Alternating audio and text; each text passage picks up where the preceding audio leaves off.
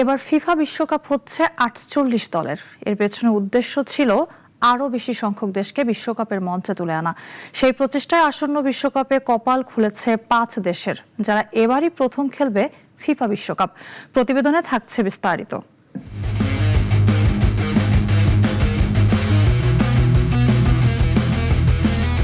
বিশ্বকাপ বাছাই মানেই এক অগ্নি পরীক্ষা। কঠিন সেই পরীক্ষা পেরিয়ে প্রতিবারই নতুন কিছু দেশ মূল পর্বে জায়গা করে নেয়। যুক্তরাষ্ট্র, মেক্সিকো ও কানাডাতে হতে যাওয়া এবারের আসরেও প্রথমবারের মতো খেলার গৌরব অর্জন করেছে ৫টি দেশ।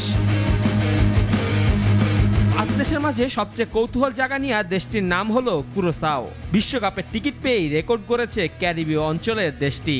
এর আগে কখনোই এত কম জনসংখ্যার দেশ বিশ্বকাপে খেলেনি।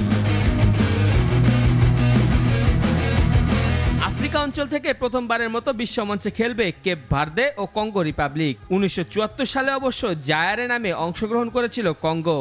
তবে নতুন দেশ হিসেবে গঠিত হওয়ার পর নতুন পতাকায় এবারই প্রথম বিশ্বকাপে খেলছে তারা। এদিকে পশ্চিম আফ্রিকার অবহেলিত এক দেশ কেপ ভার্দে, যারা দীর্ঘদিন ধরেই লড়ছে শোষণ ও বর্ণবাদের বিরুদ্ধে। এবারের বিশ্বকাপে সমর্থকদের আনন্দের মুহূর্ত এনে দিতে লড়বে দেশটি। এশিয়া থেকেও প্রথমবারের মতো বিশ্বমঞ্চে খেলতে নামবে দুটি দেশ, জর্ডান ও উজবেকিস্তান।